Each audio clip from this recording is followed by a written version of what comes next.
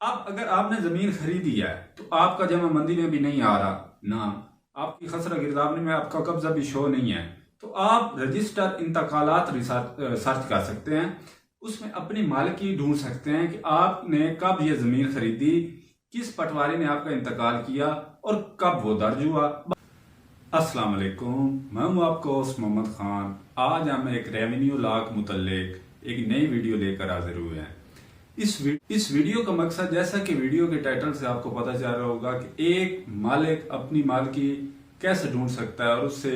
دوران ریسرچ یا دوران تلاش کون کون سی پیچیدگیاں سامنے آ سکتی ہیں۔ تو آج ہم بیسیکلی آپ سے یہ ڈسکس کریں گے کہ کن کن ڈاکومنٹس کے ذریعے ایک بندہ اپنی مالکی ڈھونڈ سکتا ہے، اپنی مالک ثابت کر سکتا ہے، یا اس کی مالک کی اگر ڈھونڈنے میں اسے کچھ دشواریاں آ رہی ہیں تو ان سے وہ کیسے ان کا سامنا کر سکتا ہے۔ تو شروع کرتے ہیں سب سے پہلے کہ جب بھی ایک بندہ مالک ہوتا ہے تو اس کی مالکی کا سب سے پہلا ثبوت جو ہوتا ہے وہ جمع بندی ہوتی ہے۔ اب جمع بندی کیا ہے، اس کی ڈیٹیل میں ایک ویڈیو بھی ہماری موجود ہے، لیکن آپ کو میں تھوڑا سا اس کا الیبوریٹ کرتا چلوں کہ ایک شجرہ نسب ایک بندے کا جب مرتب ہو جاتا ہے تو اس کے بعد جمع بندی میں اس کے سارے شجرہ نسب کی نسبت سے اس کی مالکی کے جو اس کے حقوق ہوتے ہیں وہ مینشن ہوتے ہیں، مطلب کہ کتنے رقبے کا وہ مالک ہے، ان کی کھیوٹ کون سی ہے، ان کا جو موضع ہے وہ کون سا ہے، ان کا جو نمبر ہے، خسرہ نمبر، قلہ نمبر، وہ کون سے ہیں، وہ کتنے مالک مشترکہ کھاتہ دار ہیں، یہ ساری ڈیٹیل جمع بندی میں ہوتی ہے۔ اب جمع بندی کا جو اب نیا نام ہے وہ اب انہوں نے رکھ دیا ہے، اس کو اب ہم رجسٹر حقداران زمین کہتے ہیں۔ بیسیکلی یہ جمع بندی بھی ہوتی ہے، جو ہم فرد نکلواتے ہیں، یہ فرد کمپیوٹرائز یا پٹواری سے بنواتے ہیں، یہ جمع بندی کی نقل ہی ہوتی ہے۔ تو اب سب سے پہلے تو آپ اس سے رجوع کر سکتے ہیں ایک مالکی کو ڈھونڈنے میں۔ آپ کو اگر دشواری آ رہی ہے کہ آپ کے قلہ نمبر یا آپ کا مربع نمبر میں کوئی آپ کو ڈفرنس یا آپ کو کوئی شک و شبہ آ رہا ہے، تو آپ اس سے رسائی حاصل کر سے اپنا مسئلہ حل کر سکتے ہیں۔ نمبر 2 پہ، اگر جمع بندی سے آپ کو اپنی مالکی ڈھونڈنے میں یا بائی مسٹیک، کیونکہ جمع بندی ہر 4 سال بعد نہیں بنائی جاتی ہے، تو پرانی جمع بندی اور نئی جمع بندی میں کلیریکل مسٹیک بہت ساری ہو جاتی ہیں، اور ان کو کیسے ٹھیک کروایا جاتا ہے، اس کے علاوہ اس پر بھی ہماری ایک پوری ڈیٹیل میں ویڈیو بنی ہوئی ہے کہ فرد بدر سے ہم کلیریکل مسٹیک کو کیسے ریموو کر سکتے ہیں۔ تو فرد بدر کے ذریعے جمع بندی سے جمع بندی میں جو ہوتی ہیں مسٹیک مالکان کی یا کلیریکل، تو اس کو ٹھیک کروایا جاتا ہے۔ تو آپ کی اگر موجودہ جمع بندی میں آپ کی مالکی نہیں شو ہو رہی، تو آپ پریویس جو جمع بندی ہے پچھلے 4 سال کی، اس سے رسائی حاصل کر سکتے ہیں۔ وہ ڈاکومنٹس آپ کو پٹواری کے پاس اویلیبل ہوتے ہیں، یا محافظ خانے میں بھی ایک نقل ان کی اویلیبل ہوتی ہے، تو آپ اس سے رسائی حاصل کر سکتے ہیں۔ تو بات یہ ہے کہ جمع بندی کا جو نظام ہے، رجسٹر حقداران زمین جو ہم تیار کرنے کا نظام ہے، یہ بڑا ہی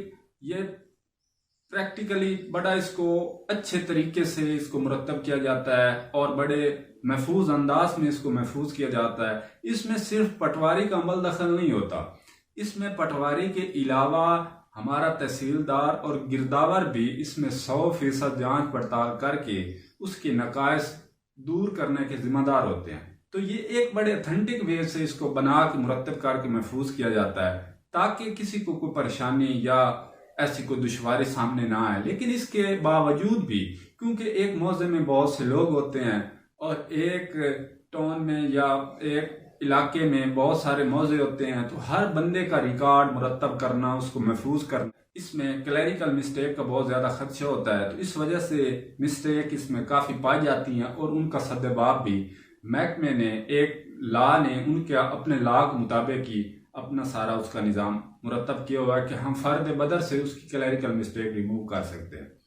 اب فرسٹ آف آل ہمارا ڈاکومنٹس جو جمع بندی ہم نے ڈسکس کیا، اس سے آپ اپنی مالکی تک رجوع حاصل کر سکتے ہیں۔ اس کے علاوہ جو سیکنڈ ہمارا ریلائبل سورس ہے وہ ہے رجسٹر خسرہ گرداوری۔ اب خسرہ گرداوری ایک، اس پہ بھی ہماری ڈیٹیل میں ویڈیو آلریڈی موجود ہے ہمارے پلے لسٹ میں۔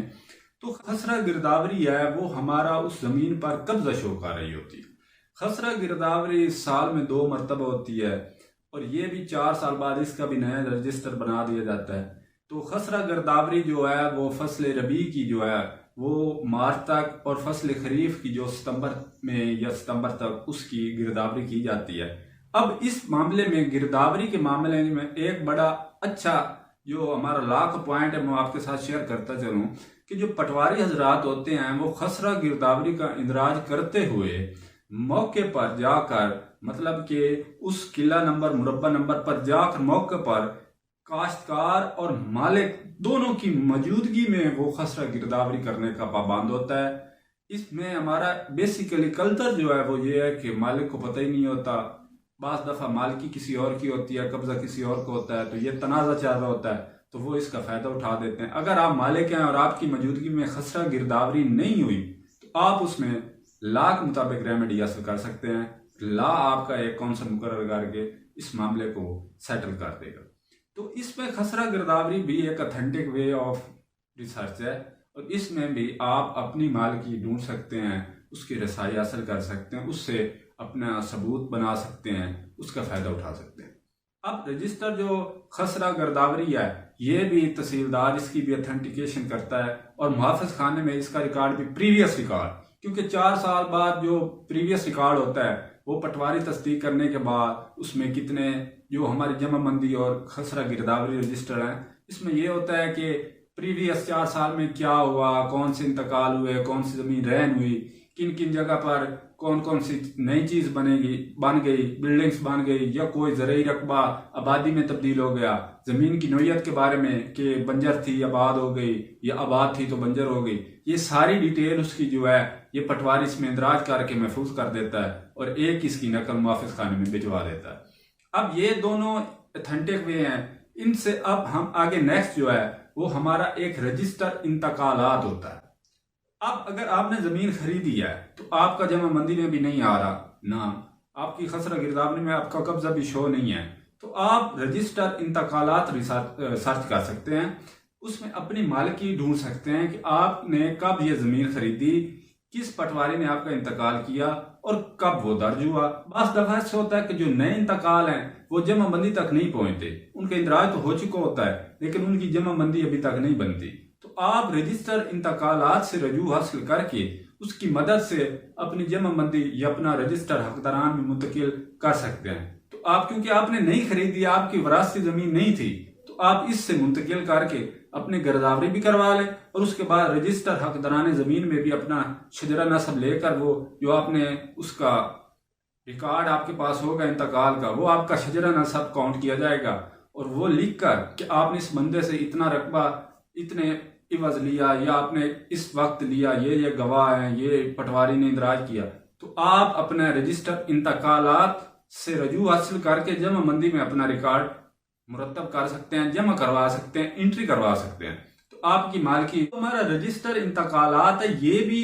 کوئی ایک پٹواری نہیں کرتا، اس میں بھی اتھینٹک وے آف جو ہماری ریسرچ ہے وہ انوالو ہوتی ہے۔ پٹواری سے لے کر تحصیلدار، گرداور، یہ سب اس کی تصدیق کرتے ہیں، اور اس کے بعد آپ کا جو رجسٹر حقداران میں یہ منتقل کر کے آپ کا ڈیٹا ادھر منتقل کر دیا جاتا ہے، اور آپ گرداوری کروا کے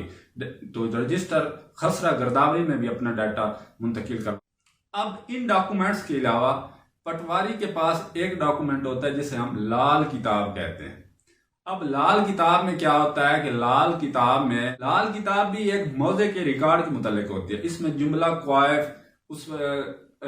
موضع کا کل رقبہ، اس کے ٹوٹل مالکان، اس کی مردم شماری، اس میں کیا کیا چینجز آئے، تبدیلیاں آئی، یہ اس کے بعد اس میں جو ہمارا مال ہوتا ہے، مال مویشی، ان کی مردم شماری کہ کتنے گاؤں میں کتنے نارے ہیں، کتنے مادہ ہیں، بکریاں کتنی ہیں، گھوڑے کتنے ہیں، ان سب کا ریکارڈ لال کتاب میں موجود ہوتا ہے۔ آپ آج کا ہمارا جو ویڈیو کا مقصد ہے وہ آپ جمع بندی سے لے کر رجسٹر حقداران زمین، رجسٹر خسرہ گرداوری، رجسٹر انتقالات اور لال کتاب تک